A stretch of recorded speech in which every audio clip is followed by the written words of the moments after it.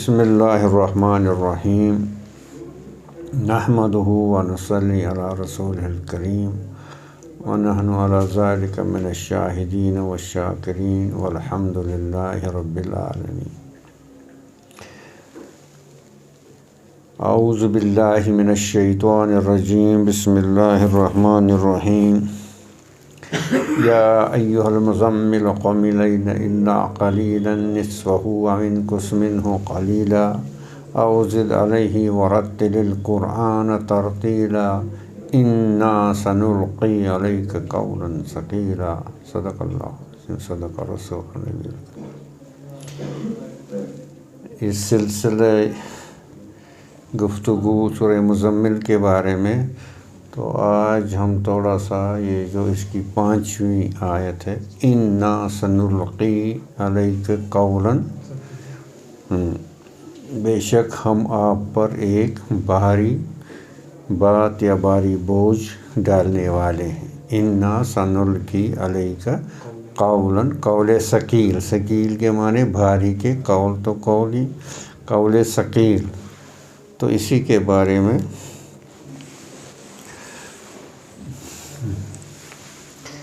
ذکروا فی تفسیر ثقیل وجوہاً۔ اب مفسرین کے ہاں اس پر کیا ہے، یعنی مختلف آراء ہیں کہ اس ثقیل سے کیا مراد ہے، کہ آپ پر ہم قول ثقیل ڈالنے والے ہیں،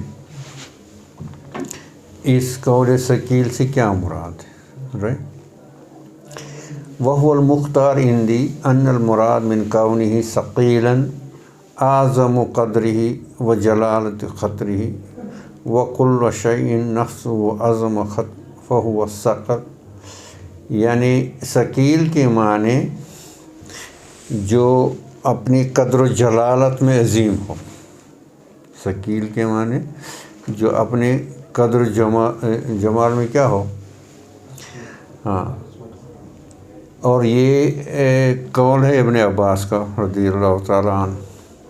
قولاً ثقیلا یعنی کلاماً عظیما، قولاً ثقیلا انا سنلقی علیک، ہم آپ پر ایک قول ثقیل یعنی آپ پر ڈالنے والے ہیں، ٹھیک ہے۔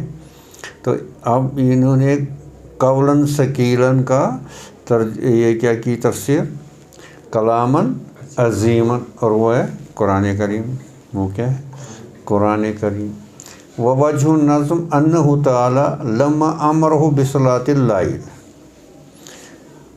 جب اللہ تعالیٰ نے اللہ کے نبی صلی اللہ علیہ وسلم کو قیام اللیل یعنی صلاۃ اللیل کا حکم فرمایا، جی صلاۃ امرہ بصلاۃ اللیل۔ اب اس کے بارے میں اس کی افادیت، اہمیت صلاۃ اللیل اور وہ اس کا غرض و غایت وہ تو کچھ عرض کیا گیا۔ تو فرمایا یعنی اس کی یہ کیا کہتے ہیں، یعنی اس کی یہ اس طرح سے عبارت بیان کرتے ہیں، ایو انما امرتک بصلاۃ اللیل، جب کہ ہم نے آپ کو امر کیا، حکم کیا صلاۃ، کیوں کیا، لأن سنلقی علیک قولا، ہم نے صلاۃ اللیل کا آپ کو حکم کیا اس وجہ سے کہ ہم ایک، تو یہ اس ساری چیز کی تائید کر رہی ہے جس کا ہم نے ذکر کیا کہ صلاۃ اللیل کو کون سا یعنی کیا ہے، یہ کیسا ذریعہ ہے اس استعداد کو تیار کرنے کے لیے، اس صلاحیت کو جو اس قول ثقیل کو برداشت کرنے کے لیے ضروری تھی، اس کے لیے قیام اللیل۔ یہ تو مطلب یعنی اس پر جتنا ہم غور کریں گے نا اتنا کہ یہ ایک عظیم کلام اور عظیم کام، اللہ کے نبی صلی اللہ علیہ وسلم کو اللہ تعالیٰ نے ارادہ کیا سپرد کرنے کا، ٹھیک ہے۔ اب اس کے لیے کیا کہ پہلے آپ قیام لیل کا، اب دیکھو مطلب صلاۃ لیل کی آپ کو عظمت آنی چاہیے، یہ کتنا اہم ذریعہ ہے اس روحانی یعنی کیا کہتے ہیں اس کو، عروج کا اور وہ قوت حاصل کرنے کا۔ تو یہ تو امت کو بھی حسب مدارج اپنے اپنے درجات کے مطابق ان کے لیے بھی تو یہی ہے، ہاں۔ اور قیام اللیل یعنی قیام لصلاۃ اللیل، قیام سے مراد تو نماز ہی ہے نا، مطلق کھڑا ہونا تو مراد نہیں ہے۔ تو فرمایا انما امرتک بصلاۃ اللیل، اللہ جل شانہ نے یعنی یہ فرمایا کہ جب کہ ہم نے آپ کو اس کا حکم کیا کہ آپ رات کے حصے میں اٹھیے اور اس میں نماز پڑھیے، اور نماز میں تو جو اس کا ایک اہم رکن ہے وہ یعنی ورتل القرآن ترتیلا، ترتیل کے ساتھ کلام پاک کو پڑھنا، لأن سنلقی علیک قولا عظیما، ٹھیک۔ فلا بد وان تسعى فی صیرورۃ نفسک مستعدا لذلک القول العظیم، آپ کو صلاۃ اللیل کا حکم کیا کیونکہ ہم ایک عظیم بوجھ آپ پر ڈھالنے والے ہیں۔ اب اس سے کیا ہوگا کہ آپ اس میں کوشش یہ کریں کہ آپ کا نفس اس میں وہ استعداد پیدا ہو، ان تسعى فی صیرورۃ نفسک مستعدا لذلک القول العظیم، تاکہ اس قول عظیم کو برداشت کرنے کی، اس کا تحمل کرنے کی آپ میں استعداد پیدا ہو جائے۔ ولا يحصل ذلك الاستعداد الا بصلاۃ اللیل، کیا فرمایا مفسر فرماتے ہیں ولا يحصل ذلك الاستعداد الا بصلاۃ اللیل، ٹھیک ہے۔ تو یہاں سے امت کے لیے کیا سبق ہے، امت کے لیے کیا سبق ہے کہ اگر کچھ حاصل کرنا ہے تو یہ بہت اہم ذریعہ ہے۔ میں یہ مطلب یہ کیا کہتا ہوں کہ یہ زیادہ ویسے یہی ان ہمارے ممالک میں یہ زیادہ ہے۔ اگر ہم اہل عرب کو دیکھیں گے تو وہ قرآن کے ساتھ ہی لگے رہتے ہیں۔ آپ دیکھو ان کو حرم میں وہ 10 گھنٹے بھی بیٹھے، 6 گھنٹے بھی بیٹھے حرم میں تو قرآن ہی پڑھتے رہتے ہیں۔ ہمارے یہاں یعنی جو دین کی طرف طبقہ آتا ہے ان کو جس طرح سے قرآن کے ساتھ جوڑنا چاہیے تھا ویسا نہیں ہو رہا ہے، ویسا نہیں ہو رہا ہے۔ تو فرمایا ولا يحصل ذلك الاستعداد، اگر آپ میں وہ استعداد کیا کرنی ہے، پیدا کرنی ہے، ولا يحصل ذلك الاستعداد الا بصلاۃ اللیل فإن الإنسان فی لیلۃ الظلماء، کیوں؟ جب انسان اندھیری رات میں، فإن الإنسان فی لیلۃ الظلماء، جب انسان اندھیری رات میں، اذا اشتغل بعبادۃ اللہ،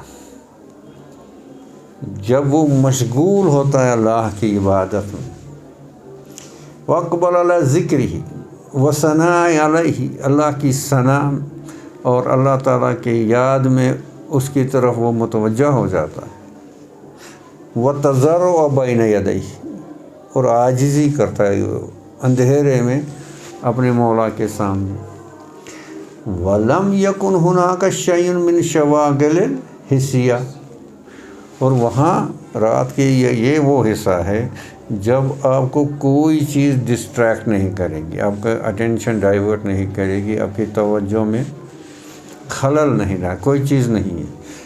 آپ یعنی دن میں یا تو آپ بھوکے ہوں گے یا پیٹ بھر کر ہوں گے. پیٹ بھر کر ہوں گے تو کسل ہوگا، بھوکے ہوں گے تو کھانے کی طرف اشتہا ہوگی، اور دوسرے چیزیں دائیں بائیں ہر چیز.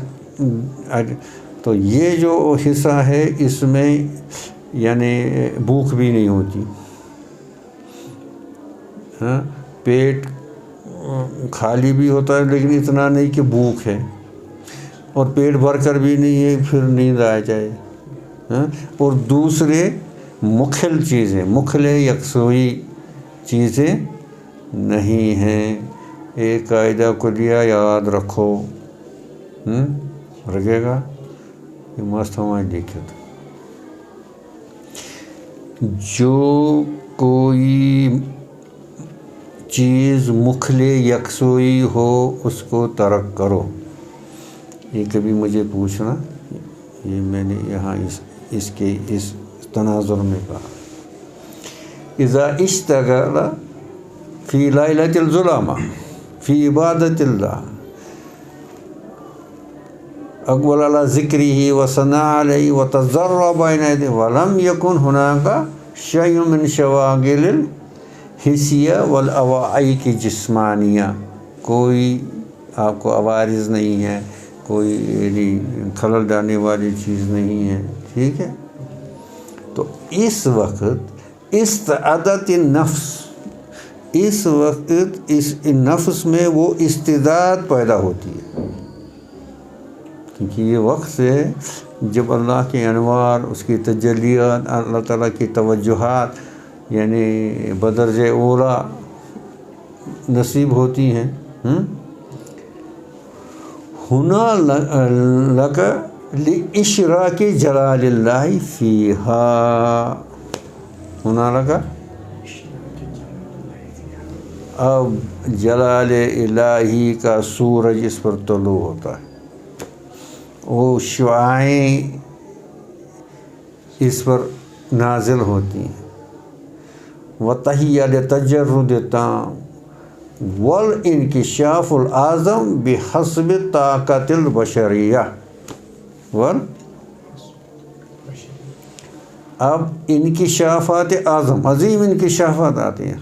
ہاں، وہ انکشافات آئیں گے. اب یہ جو بشر ہے، اللہ کے نبی صلی اللہ علیہ وسلم تو وہ تو وہاں تو اس کی تو بات ہی نہیں، وہ تو مطلب وہاں کوئی بڑا سے بڑے ولی نہیں پہنچ سکتے، نبی نہیں پہنچ سکتے. تو اور امت میں سے کسی کی مجال نہیں. اور امت میں سے بشر جو اس یہ چیز اختیار کرے گا تو اس کے استعداد اور درجے کے مطابق اس کو یہ چیزیں حاصل ہو جائیں گی. والانکشاف الاعظم بحسب طاقت البشریہ. فلما كان لصلاة الله العصر في سيرورة النفس مستعد لهذا المانع لا جرم. جب آپ نے دیکھا کہ صلاۃ اللیل میں فی ظلمات، اندھیرے کے اس میں صلاۃ اللیل میں یہ خاصیت ہے کہ وہ یہ استعداد پیدا کرنے کی صلاحیت رکھتی ہے. تو پھر مفسر کہتے ہیں یہ کہنے میں کوئی یہ چیز نہیں ہے جو انہوں نے پہلے کہا. کیا فرمایا؟ انما امرتک بصلاۃ اللیل لأنا سنلقی علیک قولا ثقیلا فسیر نفسک مستعدا لقبول ذلک. اب آپ کا نفس اس لائق ہو گیا، ایسا بن گیا کہ اس عظیم چیز کو برداشت کر سکے، اس عظیم چیز کو. وہ تمام حاضر معنی ما قال علیہ الصلوۃ والسلام،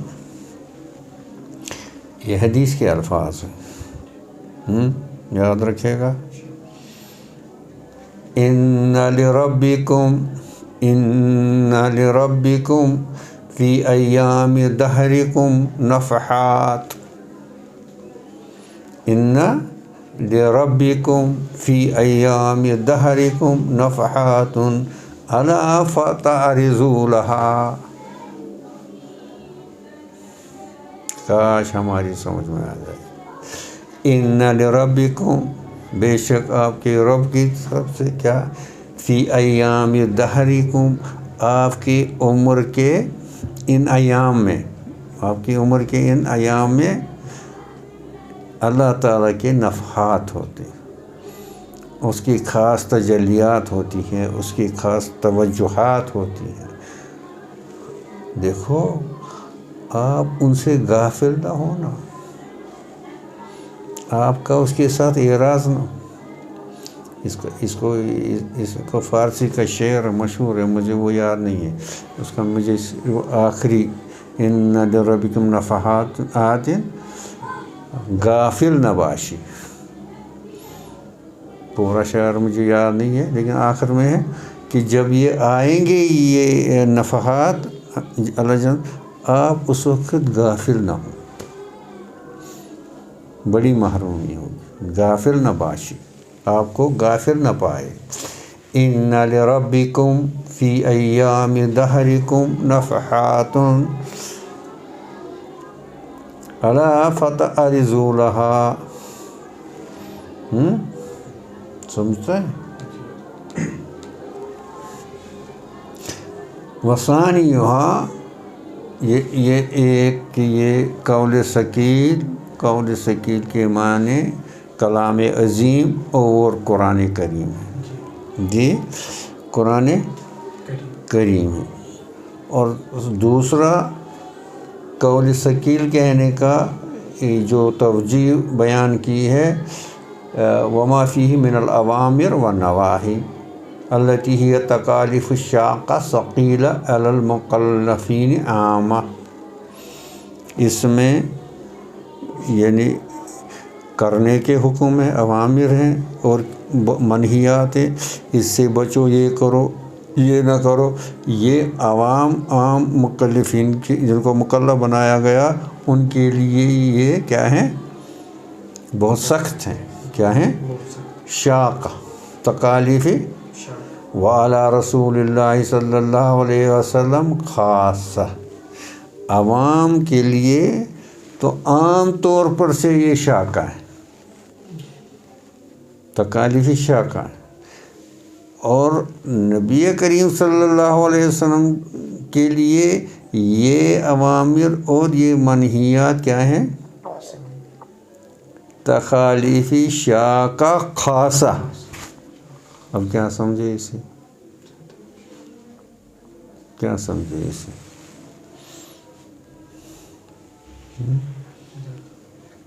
کیا سمجھے؟ کیا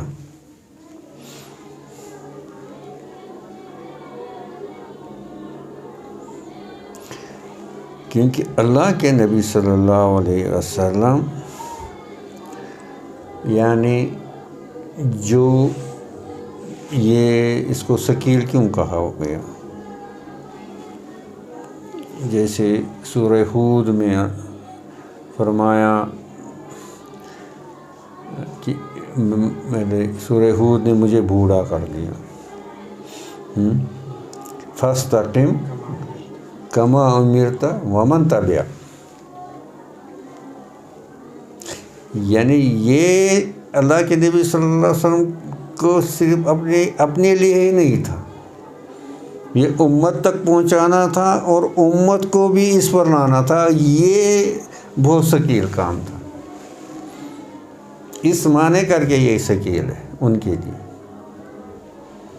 اس معنی کر کے. اب صحابہ نے فرمایا کرتے تھے تابعین سے، صحابہ فرمایا کرتے تھے تابعین سے، تابعین تو صحابہ کے ہی تھے. ان کی فرمایا کرتے تھے جس گناہ کو آپ کیا سمجھتے ہو؟ مکھی جیسا سمجھتے ہو، ہم اللہ کے نبی صلی اللہ علیہ وسلم کے زمانے میں اس کو ہمیں لگتا تھا کہ ہمارے اوپر پہاڑ اتنا بھاری لگتا تھا، اتنا بھاری لگتا تھا. اسے کیا سمجھے آپ؟ یعنی ایک شخص بے ہوش ہے. کیا ہے؟ بے ہوش ہے، مدہوش ہے، یا کیا کہتے ہیں اس کو، یہ نا وہ جو جیسے یہ نہیں ہوتے ہیں ڈرگس وغیرہ یا ان کے اثر میں، اس کی سینسیٹیوٹی یعنی حساسیت بہت کم ہوتی ہے. اگر اس کو آپ پرک بھی کریں گے اس کو لگے گی نہیں، اتنا نہیں لگے گا. جو جتنا سینسیٹیو ہوگا نا، جس کی حس جتنی زندہ ہوگی اس کو اتنی تکلیف ہوگی.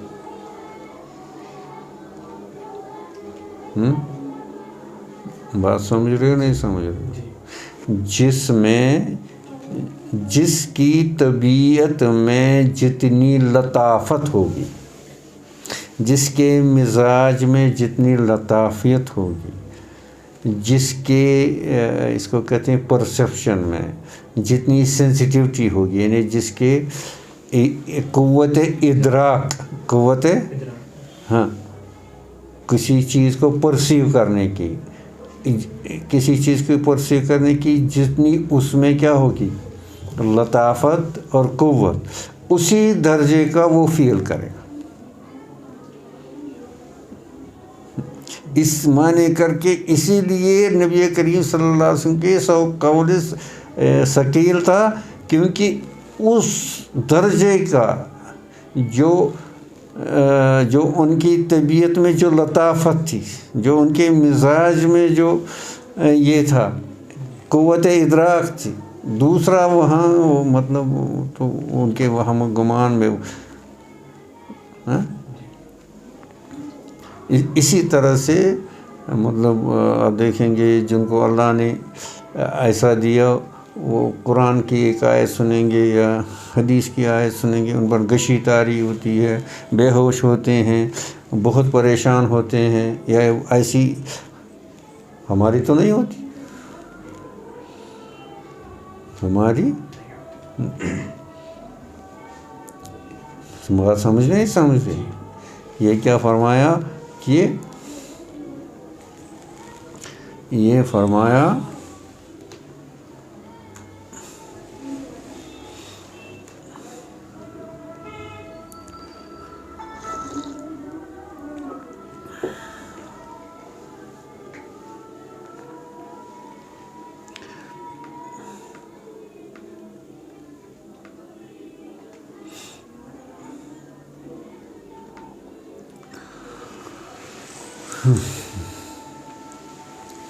یہ جو ثقل ہے یعنی وزن، ثقیل ہے اس کا وزن، بوجھ، یہ کیا ہے؟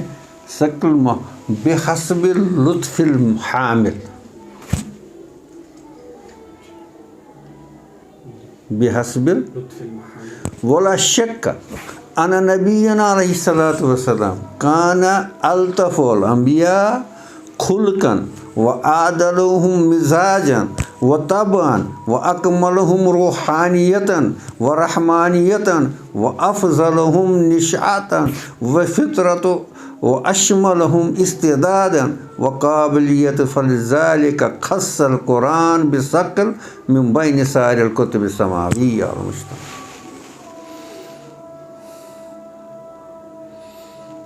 اس معنی کر کے ان پر یہ ثقیل، اتنا ثقیل تھا دوسرا جس کا تصور بھی نہیں کر سکتے. کیا فرمایا؟ یہ جو ثقل ہے یعنی اس کا وزن محسوس کرنا، یہ یعنی جو حامل ہے، جو اس کو اٹھانے والا ہے، اس پر انحصار ہوگا اس کا. کس پر؟ کہ بحسب لطف الحامل، اس میں کتنی لطافت ہے. اور اس میں کوئی شک نہیں ہے کہ نبینا صلی اللہ علیہ وسلم الطف الانبیاء خلقا، وہ اخلاق میں سب سے الطف، لطیف کی سپرلیٹو، جی اس میں تفضیل. وَأَعْدَلُهُمْ مِزَاجًا، اور ان کا مزاج اللہ اکبر، وطبعاً وَأَكْمَلُهُمْ روحانیتاً، جس کی جتنی روحانیت اکمل ہوگی اتنا اس کو قرآن سے کیا ہوگا، یعنی اس کا اثر اور اس کے فوائد. وَرَحْمَانِيَةً وَأَفْضَلُهُمْ نَشَأَةً وَفِطْرَةً. وَلِذَلِكَ خَصَّ الْقُرْآنَ بِالسَّكْرِ مِنْ بَيْنِ سَائِرِ الْكُتُبِ السَّمَاوِيَّةِ مُشْتَمِلًا عَلَى الْأَوَامِرِ وَالنَّوَاهِي وَالْأَحْكَامِ وَالشَّرَائِعِ. یعنی جو کتب سماویہ سابقہ تھے ان میں بھی اوامر تھے، یہ تھے، لیکن اللہ کے نبی صلی اللہ علیہ وسلم کے لیے اس کو قول ثقیل کہا گیا،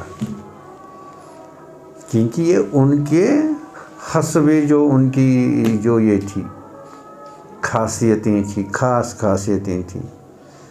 سمجھ گیا نہیں سمجھ گیا؟ اور اسی لیے ان کو وَهُوَ قُمِّ اللَّيْلَ وَبَيْنَ تَعْلِيلِ وَسِرِّ إِنَّ نَاشِيَةَ اللَّيْلِ إِلَى آخِرِ لِتَسْهَلْ مَا قَلْفَهُ عَلَيْهِ السَّلَامُ مِنَ الْقِيَامِ. یعنی أَنَّ فِي تَوْسِيعٍ مَا سَيَأْتِي عَلَيْهِ بِالشَّكْلِ إِيمَاءٌ إِلَى أَنْ وآخر دعوانا. یہ زیادہ ہو جائے گا.